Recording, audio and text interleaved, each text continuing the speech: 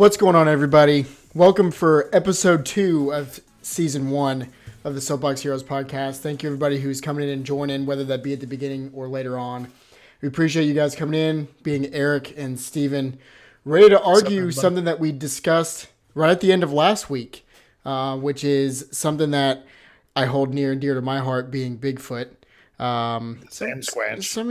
Some of you might believe, some of you might not, and that's perfectly fine. But I am here to tell you that you're wrong, and so is, probably Steven, because he's too realistic for my liking. But that's fine. So we're gonna go over that today. We're gonna try to put this into one episode. I felt like when we first discussed this that it might have to be a two-parter, depending on how long we want to actually go. But we'll try to get this into one. So just to give you guys some backstory, this is something that I'm not like a very mythological person.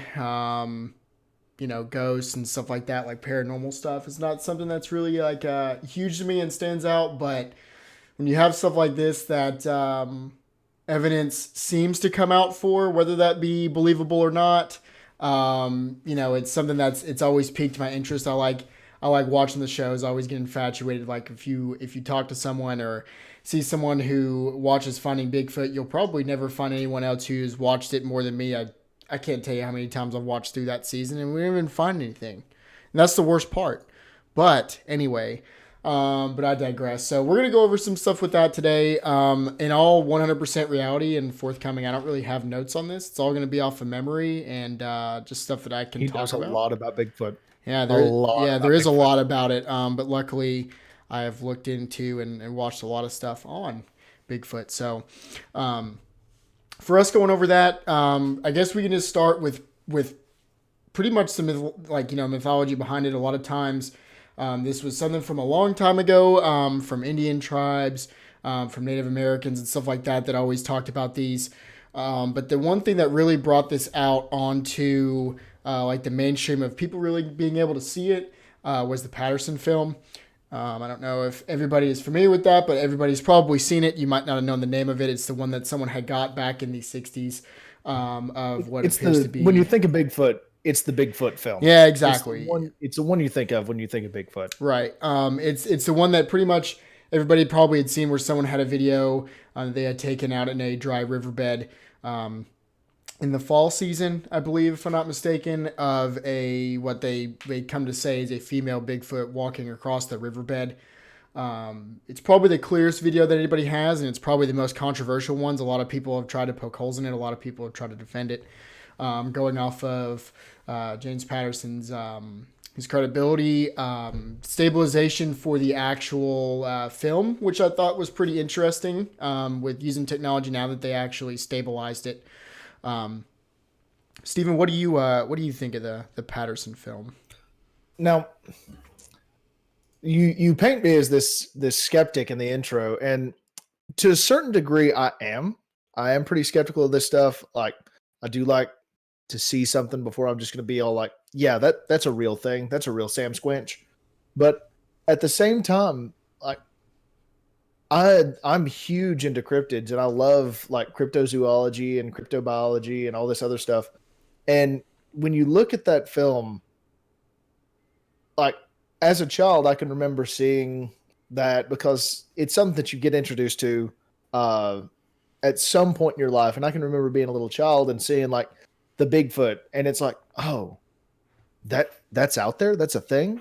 Like that video does like pique my interest, and I feel like it raises a lot of interesting ideas and a lot of interesting points about what is out there that we don't know about. So like the Patterson film, at least it looks more realistic, and it looks like a real possible creature, like unlike the pictures that we have of like Nessie, the Loch Ness monster, we have of like Mothman or other things. Like that is a real, it looks like living, breathing ape man walking through like just its native territory, it looks like. So like the Patterson film is to this day, one of the best pieces of evidence that we would have for a Bigfoot or some other like cryptid existing. So I feel like it is a very solid piece of evidence in a uncertain field. Right. And I think one of the bigger things about that too is like the little features that they can actually point and look at into the video when actually you stabilize it. So a few of the things that a lot of people harp on for the video they say is, oh, that looks like a person in a suit. It's so easy for someone to go out there in a suit that looks like a gorilla costume and stuff like that to be able to fake that. But I think that some of the cooler things that they point out being that is when you actually slow it down, you've got a couple things that you could see.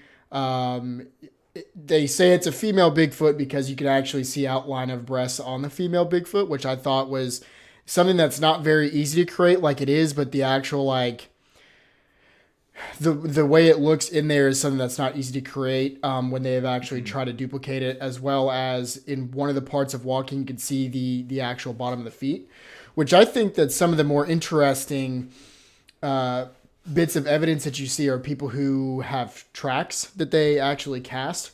So if you guys have ever looked any of those up, a lot of the times the Bigfoot, if you guys walk on the beach, we grip the sand with our toes, like when we walk to try to like not walk flat footed. If you actually sit and look at the cast and everything, the main difference with them is the casts don't have the arch in our feet. So if you've ever seen somebody who wears flat shoes a lot, or anything like that, you can actually have flatter feet on the bottom.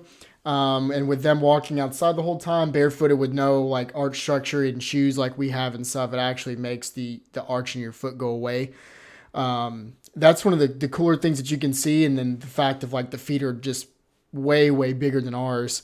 It's kind of hard to say, that was a person out running, because there's no arch. There's flat heels. The toes are more straight across. Like, it's pretty crazy to look at the footprints compared to what a normal person's footprints are. But you talked about cryptozoology really quick. There was a podcast actually that Joe Rogan did back in 2013 where he had one of the members of the Finding Bigfoot, the show that was, wildly popular on Animal Planet. Unfortunately, it no longer airs.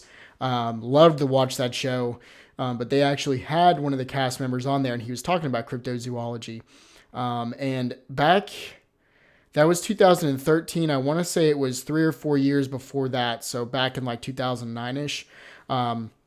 I tried to find some information about it, but he said that there was a hunter that actually had gone out in the Pacific Northwest. I want to say it was Washington or something like that. Him and a buddy were out hunting. It's always Washington. Yeah, it's always Washington.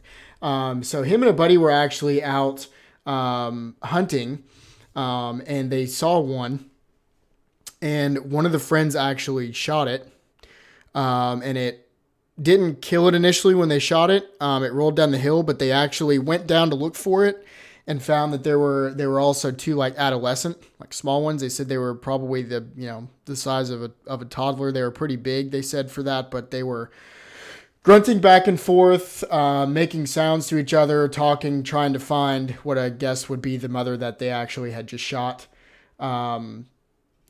Turns out it wasn't the greatest thing that they did. I believe, if I'm not mistaken, they shot one of the babies. And they actually had left for reasons. They were, in the park, apparently had a couple beers and stuff like that. But they actually came back with a group. They had, they couldn't bring dogs because something I learned is if you actually use dogs to track, if they track something other than a human, you can no longer track humans with them. So they didn't have any dogs to actually go out and look when they brought authorities out. But they actually got a tissue sample from the, that was left over pretty much because they went back out a couple days later, and anything in the woods gets eaten or something happens to it within a couple days from scavenging animals and everything like that. So they actually had a tissue sample that got brought back from that and tested, and I think that they had it placed in a different genome than ours, but it was like a 97, like somewhere between 97 and 98% correct, or not correct, but similar to ours, but it was like a different genome than ours. So, with you liking cryptozoology, is that the kind of stuff that stands out to you more, looking at that stuff than, people having videos that could be faked or pictures and stuff like that? Like the hard evidence, like the DNA evidence, I always think back to there was what, like 10, 15 years ago, there was this guy who claimed to have a full size, like adult Bigfoot that he had captured and put on ice. And everybody was like, well, if you've got it, show it. And then he kept hemming and hawing and never did get around to actually showing it. And then when it finally came out, it was like, no, this is a fake. It's like a sculpture. It's not a real Bigfoot. And I just think like that the hard evidence would be something that would make me like kind of perk up and go, oh, well, maybe this is real. I'd actually never heard of what you're talking about, where they got like a tissue sample and like actually ran a DNA test, because every DNA test that I've ever heard of them running, it's, oh well, this isn't a real Sasquatch. This is a deer, or it's a wolf, or it's a dog, or it's something else. It's always something non-mythical. It's always something kind of mainstream. And at this point, with our ability to sequence DNA, A, as quickly as we can now, and B, as accurately as we can now, like I would love for us to, or love for people out in the Bigfoot community to go out and, redo it. Like, go get more tissue samples, go do more DNA tests, because that 97% match could also be a false positive, because not to date this or anything, but I mean, there were it just came out recently that a lot of the COVID-19 tests that were initially run at the CDC were contaminated by workers in the CDC, and they gave a false positive for a lot of these tests. So if there's like some human skin gets in there, if there's like a hair follicle or something that like finds its way into that sample, it could give a false positive like that. But at the same time, I don't know if it's truly like, and it stands up to scrutiny, like a 97% match. That's crazy. And that's like some other type of human or hominid out there that we don't have any accounting for. So if we could like go back and find these samples again and keep running tests on them and make sure that we're not doing any cross contamination, that would be like a smoking gun in my book. I would absolutely go like, yep, that's a Bigfoot. That's a real thing now.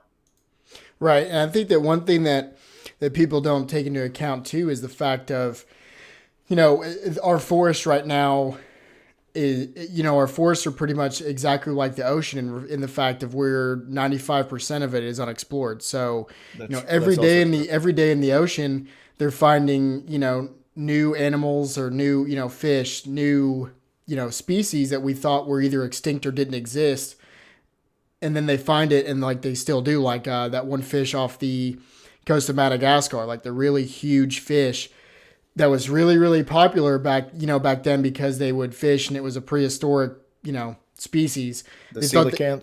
I think so. Yeah. Like they went extinct, and then all of a sudden we're like, oh wait, we found some more of them off the coast of Madagascar. So I think that's pretty crazy that we're still constantly learning, things that do and do not exist in all these realms that, we can't go out into.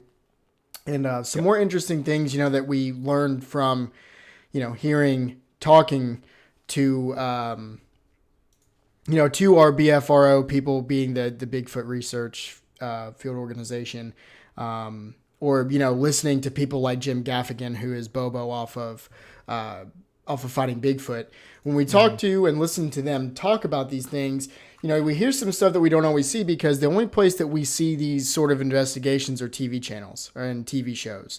One of the things that he talked about on the Joe Rogan podcast was looking back, and he was talking about whenever they were shooting film on it, they said that they would have times where they would hear calls, or they would hear a Bigfoot, making its calls, making its wood knocks, like whatever.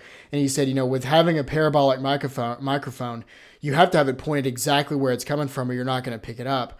Or there's times where they would hear calls and you wouldn't actually be able to use it in the show because all you'd hear is people, adjusting Velcro or talking or, doing something that makes it to where you can't hear it. And there were so many times where they had really good stuff to put into the show that could be considered evidence. And then they can't even use it because it doesn't, you can't really hear it properly. They didn't get the right sound bite. There's crazy stuff like that you have that you can't actually use to identify. So it's kind of like a ghost hunt. If you're there and in the moment, you're hearing things that don't necessarily get caught on camera, microphone. So it's a completely different experience when you're trying to can that up and package that up for some sort of entertainment. Right. So I can absolutely see that being there in the moment, it's a completely different thing than when you're sitting at home watching, eating popcorn, going, nah, that ain't a Bigfoot. That's just another animal. Yeah, and there's a lot of times where they'll hear sounds like that and they'll say, no, that's a wolf. No, that's an owl. And they look into species and stuff for that area because these are not only just on the North American continent. They have different names for them, and different areas have different designations that they actually call them. There's some in Australia. There's some in the Korea and the Asia areas. Yeah, so you have different names for them in all the different areas, and they're actually different.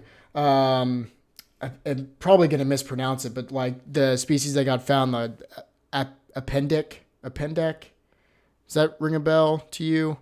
Appendic or something like that. There was another species that got found that's pretty much another in between of apes and humans.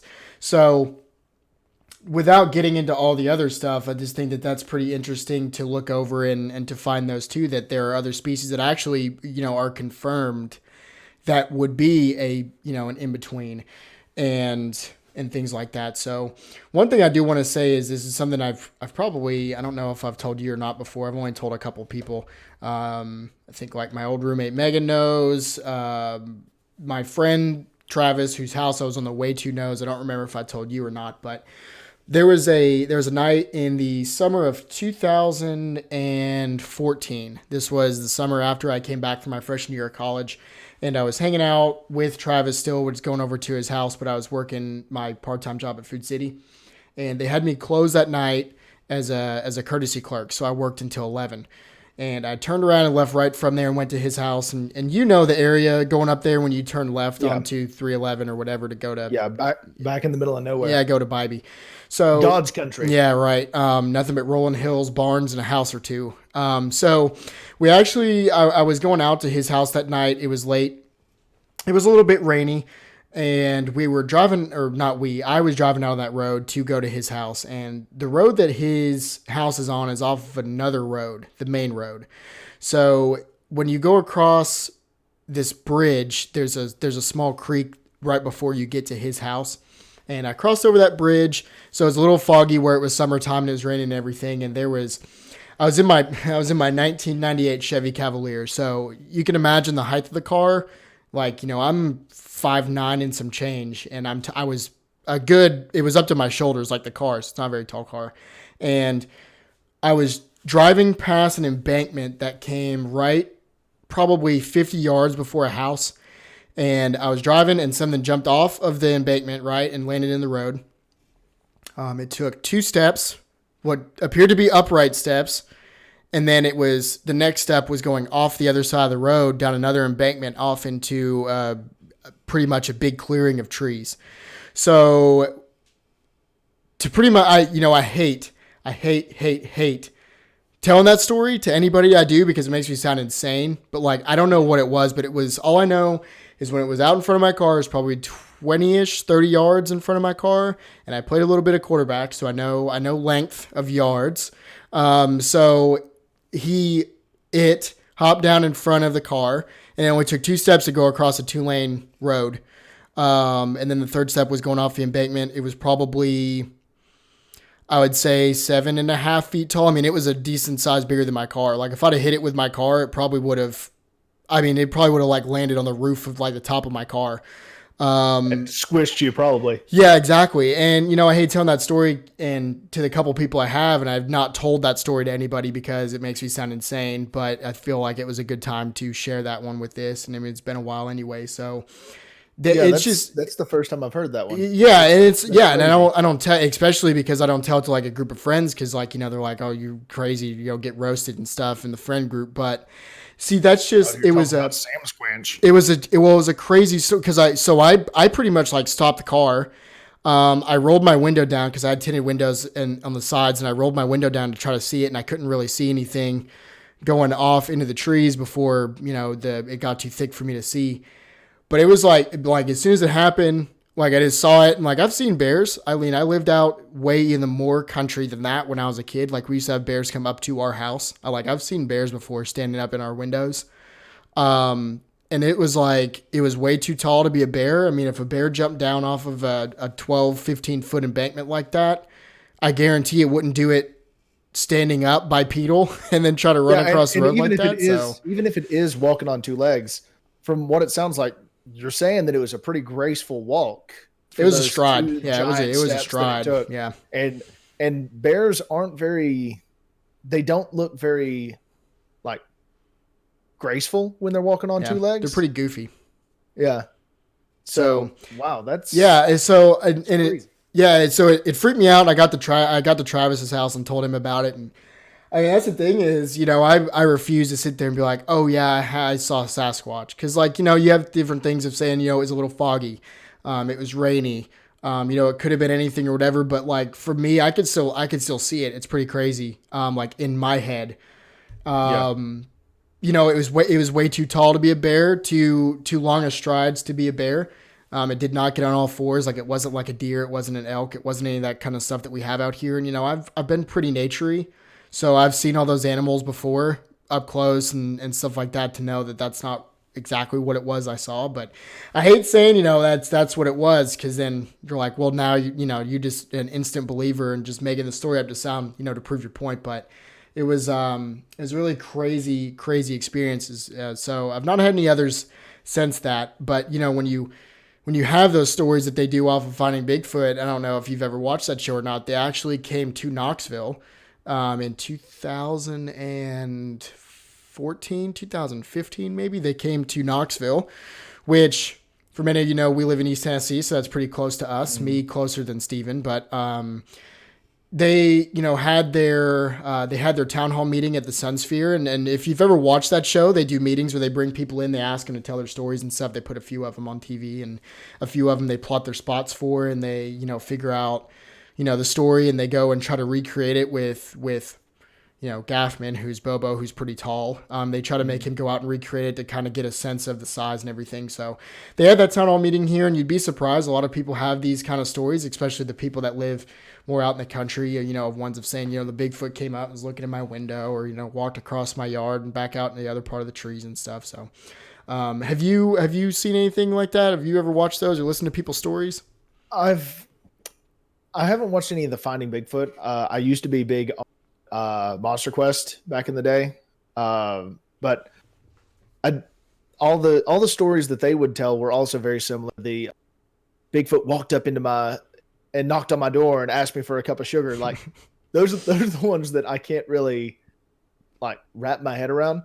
But what you're saying, the one where it's like just a split second, spur of the moment occurrence. It's a shame that dash cams weren't big in the United States at that point, because that would be some dash cam footage that I'm pretty sure there'd be several people out there willing to pay a pretty penny to get their hands on that. But you'd never told me that, but that sounds like a real Bigfoot sighting, not one of these. Yeah, there was something like 400 yards away that I saw, and it was definitely a Bigfoot because it had to be a Bigfoot. Yeah. It's the only thing it could have been. See, and So, those are the ones that are wild. hardest for me to believe is when the person tells a story and comes right out and go, I know what I saw, it was Bigfoot. Like, I know what I saw, it was this, and, because you look at it and you say, okay, well, if you've never seen a Bigfoot before and no one really has definitive evidence, like, how can you be 100% sure that's what you saw? Yeah, So, unless you hit it with your car, killed it, drug it out into actual society, it was like, hey, test this, tell me what this is, and they don't come back and say, well, it's a bear or a giant two-legged coyote or some like 7-foot tall vagrant that you just happen to hit and kill. yeah. Like, until there's like some sort of hard evidence like that, how can you be 100% certain? See, and there's a few that videos you're too bad? that I think that are pretty interesting that they've either had they most of them, I would say the more popular ones that people have seen have they've had on finding Bigfoot. There was one with a dash cam where you brought that up. There was one where a police officer was out driving, doing a patrol in a more rural area, and they caught something on the dash cam that looked like it. He actually stopped and tried to see it with his. He got out with his searchlight and his flashlight on his, on his person, was trying to see what it was. But they had a dash cam of that was, damn near impossible to recreate. The thing moved too fast to be a person. Like, it only took it was a 2-lane highway, and then it was a good shoulder on both sides, and like it only took 3 steps to get across it. And like you have to imagine like what size or height of a person could actually do that, and then you have to have that person dress up in some sort of outfit that looks like that, and then to go out and wait for a cop car to go by. And then to do that perfectly and then be able to get back into the trees and hide and all that stuff like that. There's actually another video that people had where they it was a video from New York. They were they had gone out for a camping trip, I believe, with their family. And they had a video of something swinging around like in the trees. Like they had a video of it swinging back and forth between some branches. And it was like, I would probably say it was 50 feet, 60 feet off the ground. Like it was way high up. And you have people come out and argue and go, oh, that's probably a monkey. And it's like, okay, well, you don't just find monkeys randomly in like a forest where there's parks in New York unless like it escapes from a zoo and then gets out and is doing that and stuff. Have you never seen Rise of the Planet of the Apes? Yeah, you know what I have. Yeah, and it scared me. To be honest, I was like, happened. It's starting. There's a chimp. Yeah. Comes out, starts swinging up in these trees, and people are like, nah, it's a Sasquatch. That's true. Yeah, see, and they catch us off guard. They trick us into thinking they're Sasquatches, but in reality, they're monkeys who know how to use weapons. But super smart monkeys. Yeah, exactly. So you have videos and bits of proof like that, and people go through and they debunk some of them, and rightfully so. Sometimes where you're like, oh, we caught one walking out in the middle of the forest, and then you go out there and someone does a recreation of it, and someone who's 6 foot tall is definitively taller than whatever it was. And it's like, okay, it's probably it's probably one of the people that brought it to us who's about 5'7" or 5'8" that's standing right here with us. You have definitive proof of some of these that they just don't make sense. But then you have some of those like that people try to explain being, oh, well, it was probably a monkey. And it's like, well, how'd the monkey get there? Well, I don't know. It might have escaped from the zoo, or like it's, okay, we're not in the Amazon. Like we're not in South America where these just are just like chilling out in the forest. I'm in a park in New York where I'm actually setting up a tent and gonna grill later, and there's like supposedly a monkey swinging around in the trees near me. Like, it doesn't make any sense to me. That's me. I'm always moderately on the skeptical side because of, I don't have that definitive proof. We don't have a picture. We don't have tissue samples. But we'll see. When you talk about the monkey example, I kind of look at it from like the Occam's razor side of it, the more logical, well, what makes more sense? Something that we've never seen before or that we've never like documented before is up there swinging through the trees, and I mean, Tiger King's big right now. There's a lot of people that like exotic animals, pets, or somebody in upstate New York, some eclectic like person that lives out in the middle of nowhere decides, you know what? I need me a monkey. And then they die. The monkey gets out. Something happens. The monkey starts like doing monkey things and starts swinging around from trees. Like to me, it makes more sense to say, you know what, that one is more easily explained. A monkey's a monkey. Yeah. Like, instead of going through and saying, well, what are people trying to hide from us when they're like, no, that can't be a monkey. That absolutely has to be something undiscovered that just happens to be living out in the woods in New York. Yeah. Like, I mean, I guess that's where I come down on the uh, more show me evidence, show me proof side of that one. right. And I guess like the main reason why that's like, is a little bit more on the skeptical side for me of saying that that's a definitive bit of proof as to why it wouldn't be some sort of a Bigfoot or an adolescent that, people have said. And, of course that's coming from stories of people telling, but adolescents are more playful, of course, just like, kids compared to adults of us.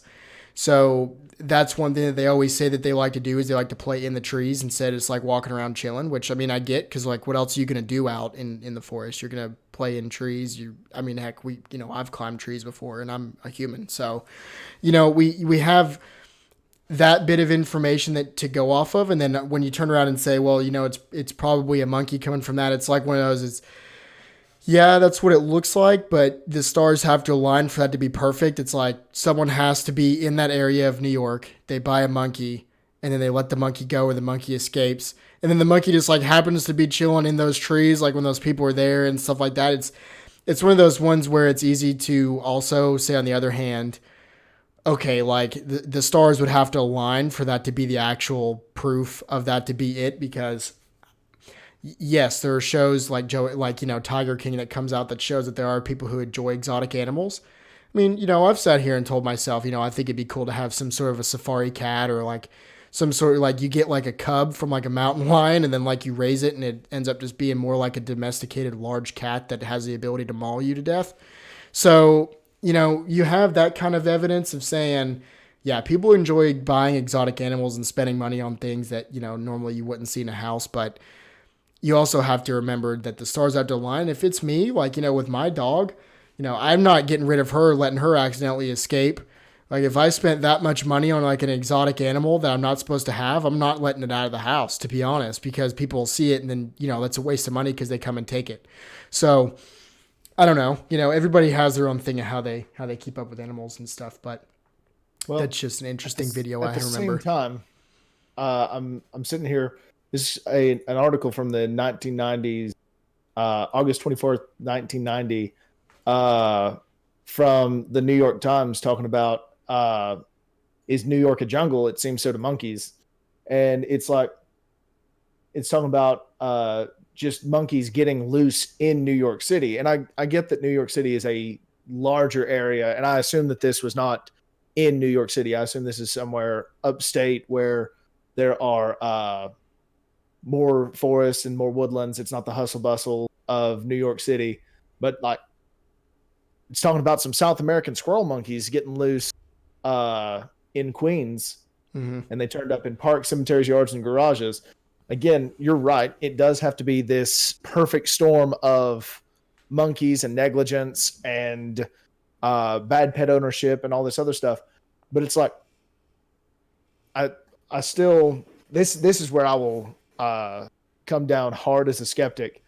A monkey's a monkey, and unless you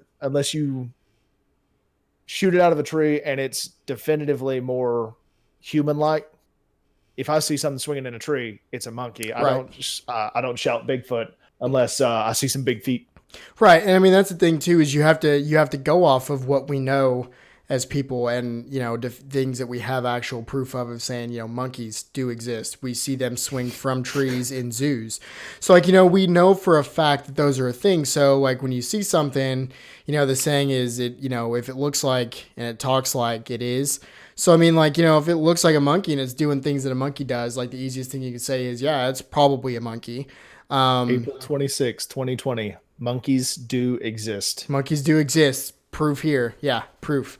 But yeah, so I mean that's the craziest thing. And then also, you have not just the video evidence, you have the proof of the cast that I had talked about earlier, which are, they can those can be faked. But I think that sometimes the things you look at are, I mean, let's be real. I could go out in my yard right now and I could make one to make it look like a Bigfoot, footprint because I know like what they're supposed to look like in regards of, what they say they should look like. But I think that the other ones are like sound bits of howls.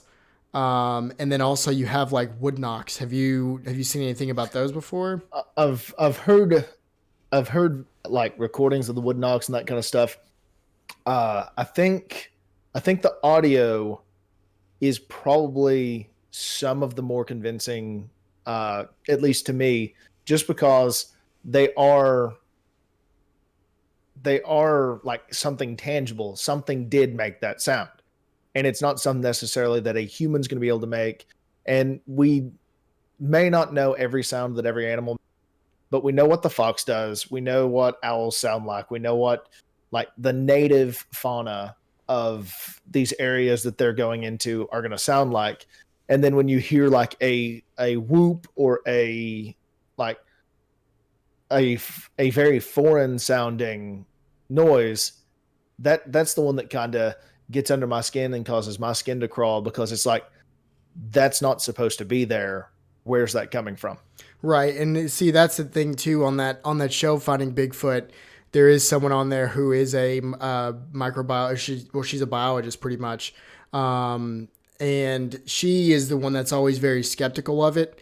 And I think that the thing that always tickles me like watching the show is you have something that's like some sort of a howl, some sort of a noise like that, or especially the wood knocks, and then like it stumps her, and she goes, "I don't know what made that sound," because like we have audio recordings of all animals that we know exist, that we know are out there. We've encountered them, we've studied them, we have some sort of a pathing of their genes, we have the sound that they make, we have all their different calls, and in the middle of the night in the pitch black, you hear something like howl from one area and then another one howl from a different area, and you're like, yeah, it's not a wolf and it's not a fox, it's not an owl. Like I don't know what made that sound. I think those are the craziest ones to me too, and especially the wood knocks, because nothing out there, anything out there has the ability to literally grab something and smack something else with it. Like, like bears don't have thumbs. All these animals out there don't have thumbs. So unless there's like a large animal like an elk or a deer, like whacking their horns as hard as they possibly can onto a tree, like, like what's out there making that loud of a knock to where it travels that far? Like I have to hit a tree with a baseball bat to like Pretty even make, hard. yeah, like pretty hard to make that noise. Like I can't imagine the only thing out there really being able to do that being like a deer headbutting a tree. Like the thing would be knocked out. Like what's the point in it doing that? Hit its head on a tree like that. So Now, on the flip side, it could always be like, and I know that they are very distinct sounds, so it's not like the crack of a branch breaking necessarily, but there's always that, if it's maybe not necessarily such a violent breaking branch, it could like make a sharp pop for a second.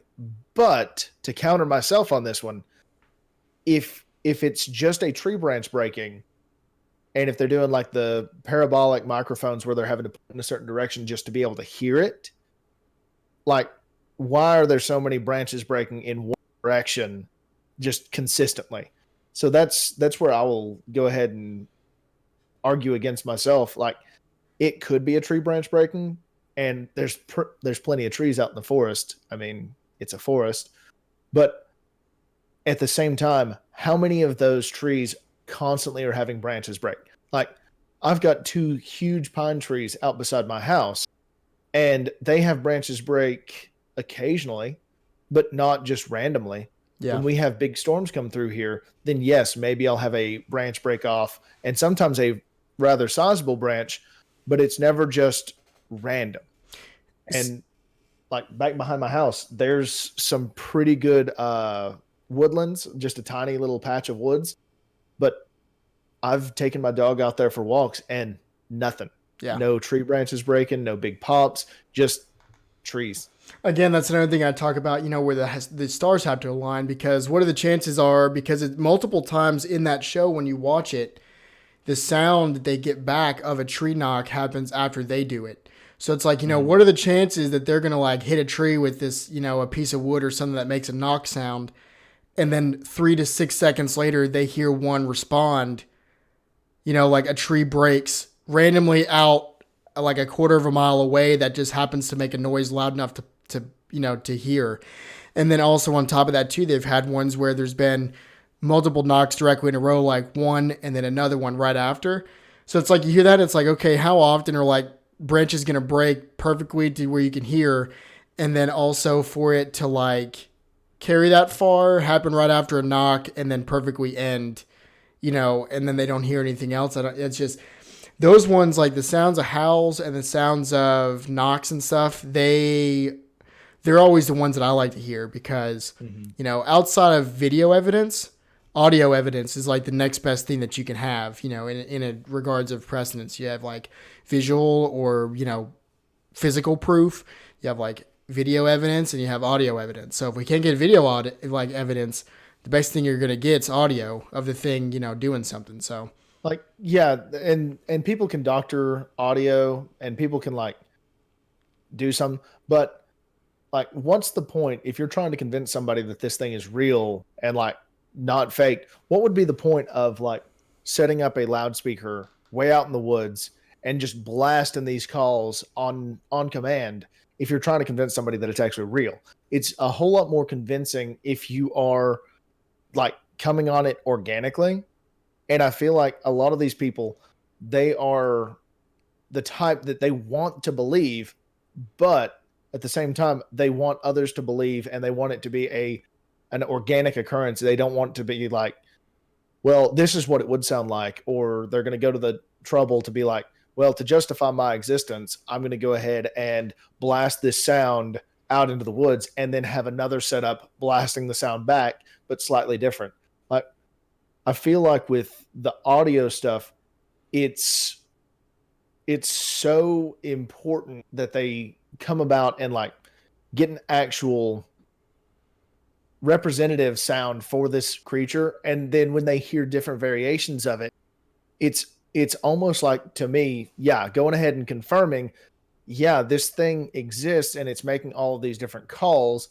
But even more important than that, when they record one and then they play it back, they'll get a different response. mm-hmm. They'll get something else that sounds like, oh, this is another creature, another Bigfoot out there responding to what we're saying to it.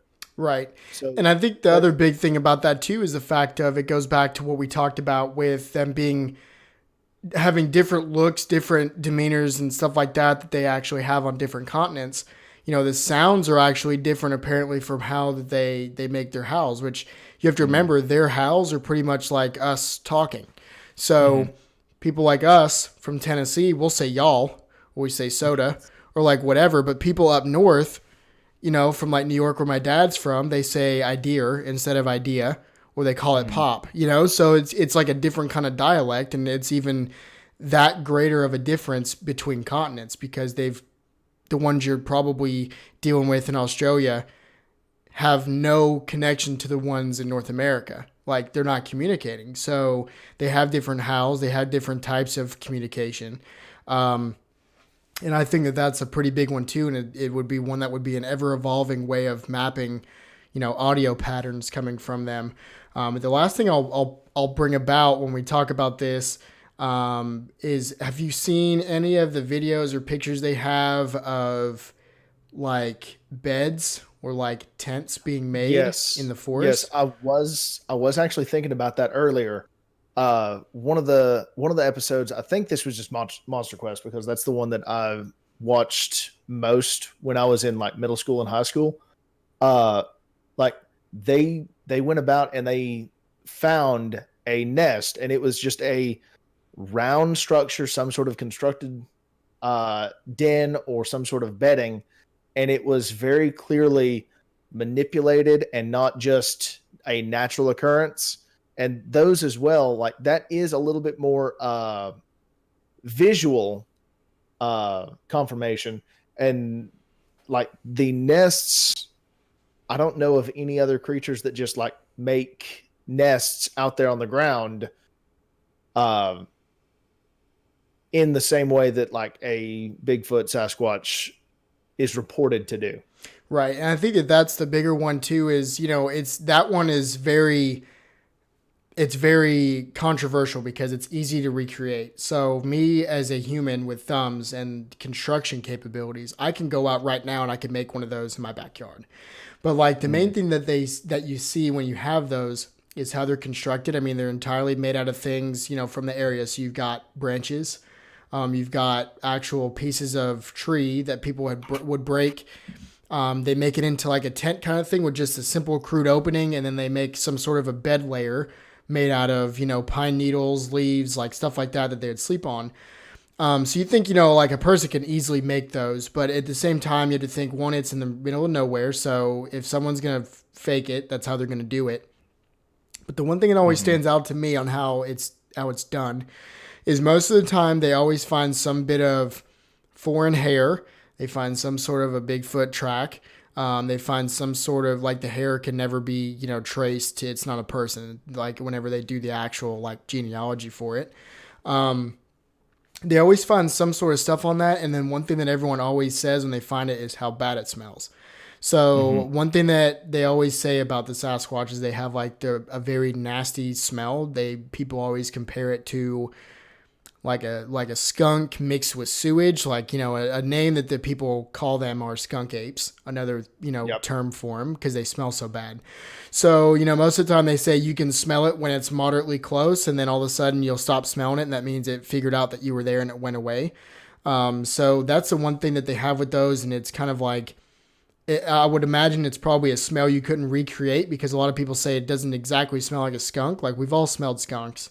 Like if Hmm. I went somewhere in the woods and smelled something and I smelled a skunk, like I'd know that that was a skunk. But if it's something that smells foreign to me as well, I'd be like, what is that smell? Like it just does not smell good.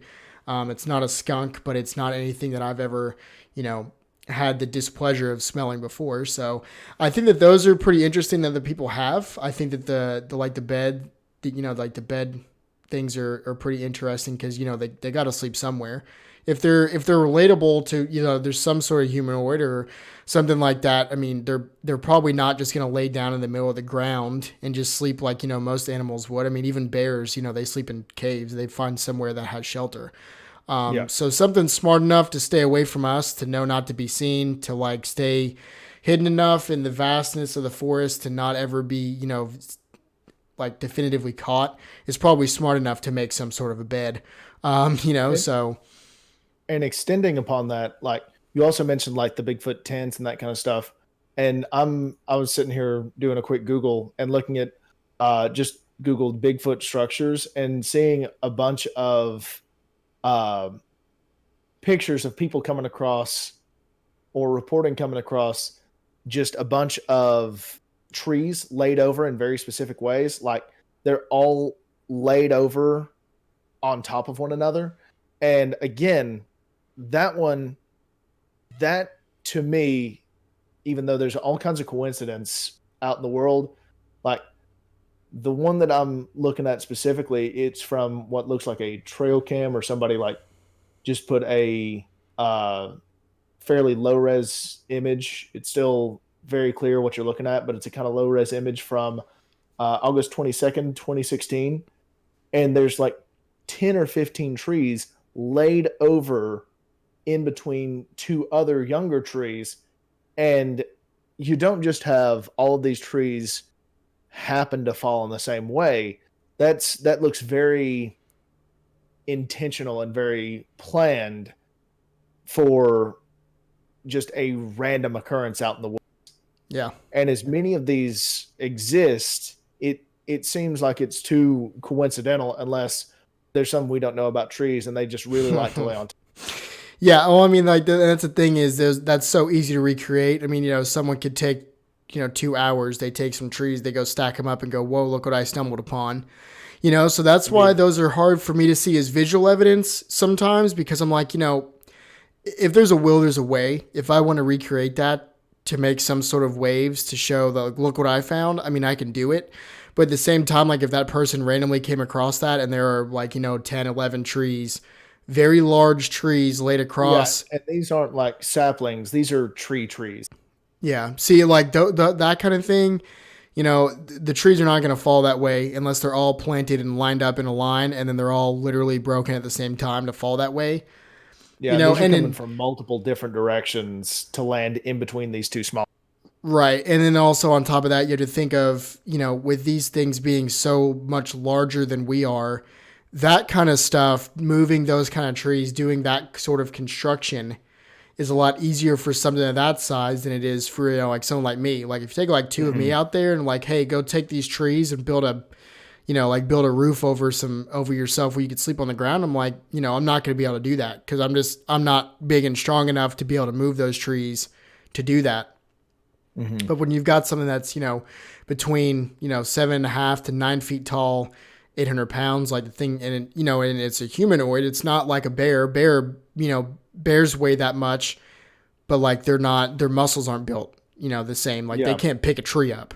They've got a big blubber layer, or big fat layer, Right. that they have to build up in order to even survive the hibernation season. Right. And so, but when you have something that weighs that much and it's a humanoid and it has muscles and they're, from what they know, don't hibernate or anything like that, they're scientifically going to be able to pick things up and move things easier than someone my size that's like 5'9" and stuff like that. So I think that those are pretty interesting to see. I love watching those when people find those or come across those, or they come across something in the woods that they're like, animals that we know of definitely did not make this.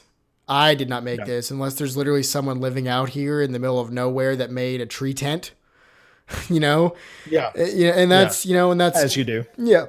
I was going to say, and that's also possible if you have someone that's, living off the land, but at the same time where they find these, it's, it's not normally near a river. It's not near a trail. It's not near, they're literally in the middle of nowhere. Yeah. So it's so far off the beaten path. There's no real expectation that there would be somebody around. Right. Like you have to go out of your way to find these in the first place.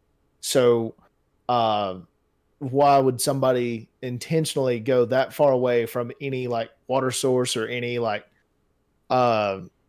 means of sustaining themselves just to build a log structure that's going to keep some of the rain off of you? Right. I mean, if it's me, if I'm making something like to live off the land, I might be a little bit off the beaten path, but I'm going to make sure it's near things that I need to survive. It's got to be near water. It's got to be near some sort of another food source, like berries and stuff. Like, but I'm not gonna make a shelter in the middle of nowhere that's not near anything that's actually going to help me like survive. Like, if I'm wanting to survive, I know that the more I have to travel, the more I have to move. It's gonna it's gonna be worse for me, especially like if I gotta carry something back. Like, I don't want to carry it that far. So, those are very interesting to me. So there's just so much stuff that people come out with to prove it, and I'm patiently waiting because we find new species every day. We find new things that we didn't know existed before every single day, and I think that it's just a matter of time. We just need the right person, in the right spot, especially with people having GoPro cameras now. Everybody being on their phones and stuff now. A lot of times people, when you ask someone, like, you saw it, like, why didn't you get a picture of it? Well, like for me, for example, like I had no idea that was going to happen. There was no reason for me to have my phone out on the camera, start recording when I'm going over the bridge, like, freaking out. I don't have a dash cam. If I'm out in the woods, and sometimes like, if I see something that I don't know what it is, or, that's like a fear thing. It's just like our primal instinct. If we see something that we don't know what it is and we're scared of it, our first reaction is not to be like, oh, yo, bro, like, let's take a selfie. Like, it's like, like you go into some bit of a shock. So, well, I'm sitting here thinking like, my dog, I can't get a good picture of him doing, like, he'll be doing something like ridiculous or silly or like something I want to get a picture or video of. And I can't get my phone up and ready to go before he's just like, oh, well, I'm done with that. Yeah. So, I mean, you're thinking a domesticated animal, one that listens at least like 10% of the time to what I have to say, versus a wild animal that sees a threat, I would assume. I assume that we're somewhat threatening to these creatures, but you see a threat and they're going to get out of there just as quickly as, because neither one of you are like know what exactly is going to happen from there on out. Right. So it's almost like if I can't get a good video of my dog doing something dumb, what are the chances of me being able to pull my phone out, open up the camera, start a video before this thing is just gone? Yeah, and then not to mention the fact of you're probably not going to be close enough to get a good one. Like, no matter how good a phone's camera is, the more you zoom in, the worse it gets. Like, it's not going to be good. So you have that. You've got the other fact of, like you said, like that thing doesn't want to be seen by us because no matter, if they're close enough to people's houses and stuff, like they could watch us and they could see people do whatever they want to watch us do, and we'd never know. So they see what we do. I think that with the amount of people who go out and hunt, they watch animals get killed and stuff by us. Like they know what guns are. They would have to. They'd have to know what they look like, or at least have some sort of an idea.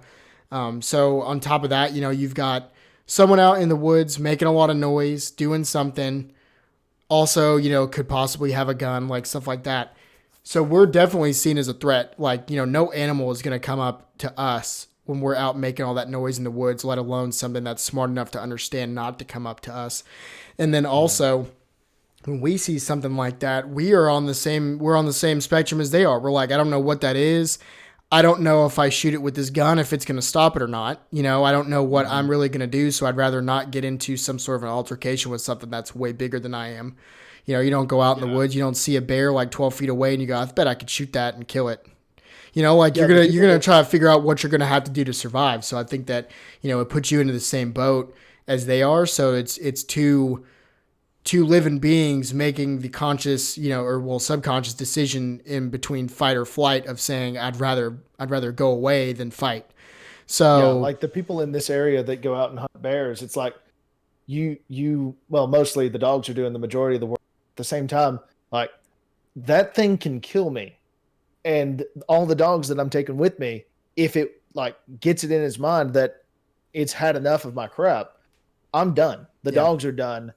Like, and every time you hurt it, it's just making it matter. It's not necessarily going to kill it in one shot, two shots. Like anytime you do something to a wild animal, when it starts feeling pain, it's going to start retaliating in the only ways it knows how. Like, a deer, it's going to try to run away to get away from that. A predator or like a moose or a larger like an aggressive deer-like type creature, animal. Yeah, they're going to turn around and they're going to fight. So in this situation, it's fortunate that we haven't had any more people turn up missing or hurt if the Sasquatch is real, because you would think with a large animal like that, if it thinks that you're a threat, it's not going to just lay down and take it. It's going to take the fight to you because it should have the advantage. Well, that and it just doesn't really have much of a choice. It's either it's same thing as us. Like if someone attacks us, like being a person, it's like, okay, it's either I stand here and I pretty much accept this fate, or I at least try to do what I can to not allow myself, to be harmed or whatever. So, you have to think in that regard, like it is an aggressive type creature. Its eyes are on the front of its face, not the side. So it's not prey, or it's a predator. So you have to think if you were to harm it or go after it, it's not even, I don't even know if it's even going to think either, I'm bigger than this, I could take this. It's pretty much thinking to myself, like, I don't have a choice. Like I have to do this or it's going to end badly. So, but I think that's the craziest thing to me. A lot of times people are like, oh, if we have so many people out hunting, we have so many people out with video cameras and stuff like that. Why have we not caught it yet? And it's like, one, this thing's been eluding us for a very long time. And then two, on top of that, you have to think, how many situations have you been in where, well, I don't have my camera out to take a video of this? Like there's been plenty of times of me just like not even more important situations. Like you mentioned with the dog, I don't have my camera out taking a video of the dog. And as soon as I do, she, is like, oh, wait, what are we doing now differently? I'm going to stop doing what I'm doing to see what you're doing. Or, we were playing, we were doing something fun. And then now moved on. You've grabbed something else, something new, because it's new every time for a dog. And it's like, oh, the shiny thing? Yeah. Oh, well, I'm going to just sit and look at you and not do anything. Got it. Cool. Right. Or like, I'm driving down the road and I see something cool, or I think a cool plane flies over, like a cool like Air Force jet or something like that. Like I normally don't have time to whip my phone out and take a video or a picture. Yeah, Like you we're can look doing at it so and much go, stuff "That's really already. cool." Yeah. You have it in your mind or whatever. So I think that eventually some of this stuff's going to come out. I can't wait for it to, because I know that we're always finding new stuff. But yeah, this is definitely one that is near and dear to my heart. But I don't know, without having definitive proof, it's hard to argue, but it's easy to also, you know, you can't really refute a whole lot of stuff because we don't know enough. Yeah, this one isn't necessarily like last week, the Tom Brady Bill Belichick. Uh, we kind of came to an agreement that with the information at hand, that Bill Belichick was more of the catalyst than Tom Brady, even though they both played their big roles. Here this week, I don't think we can really come up with a winner because there's not enough evidence on either side. So I think this is kind of a draw, a stalemate, or a you all decide. What Yeah. do you think? Do you Yeah. think Bigfoot's real? Do you think Sasquatch is real, or is it just a dude out in a costume Right. living his Exactly. life? Yeah. So I didn't know if we were going to get all of it into one or two episodes. I think we're okay with the one, especially where we didn't come to a point where we still have stuff we're trying to debate with each other. Mhm. So do you have our next week's topic? I think next week is yours, correct? Yes, next week's going to be mine, and I have not yet settled. It's definitely going to be a science related one, but I'm not sure which one I'm gonna hammer in for that. There's a couple different ways that I want to go with it. One of them is just kind of an inside joke that we may end up talking about. I think I know which one that one is. Sound, space wind. Mm. Yeah, that one would be a fun one. That would be a fun one. Yeah, no, for sure. I look forward to whatever it's going to be. We are still in the process. We have a lot of topics. We're just trying to figure out which order to go in best, and try to figure out Mm. a way to dictate who does and doesn't choose, and which ones we do and don't do right off the rip, and ones that we wait and hold on for longer. So I appreciate everybody who stopped in, everybody who might have listened. Everybody who is listening, please make sure to check us out on our social medias. We have, we live stream these on Twitch. We put our audios up on Spotify. We're waiting on iTunes to come up. We're on Anchor. We're on all the different streaming platforms you can think of. VODs I are can going give up you on a YouTube, and we also have our Twitter. I can give you a live update on what streaming platforms we're currently on. I still think we are waiting for Apple, but we've got Google Podcasts, Spotify, Breaker, Pocket Casts, and Radio Public are currently supported platforms. I personally am waiting for Overcast to show up because that's the platform that I tend to use. But uh, keep checking. If you've got a favorite podcast aggregate, you can absolutely get on there, check, just look up the Soapbox Heroes, and sooner or later we're going to be on uh, Apple, like you said, on Apple Podcasts, and here on Overcast as well. I'm just checking to see if we are actually there yet, and we're not. So probably sometime next week we'll be on both Apple's podcast service and Overcast, as well as all the ones I mentioned previous. Right. So if you guys don't care, please make sure to check us out on those. Anything helps. Make sure to subscribe, pass along to your friends. If there's an episode that you do and don't like or anything like that, please let us know. Pass it along. If you have ideas for any topics that you guys want us to go over, please scroll below on the Twitch page. We have a suggestion box, or you can contact us, at our Twitter. You can send us a direct message or anything like that. Give us some ideas for some topics that we might be able to go over. And if you're listening to the audio, you can also jump over to anchor.fm/ the Soapbox Heroes, just one word there.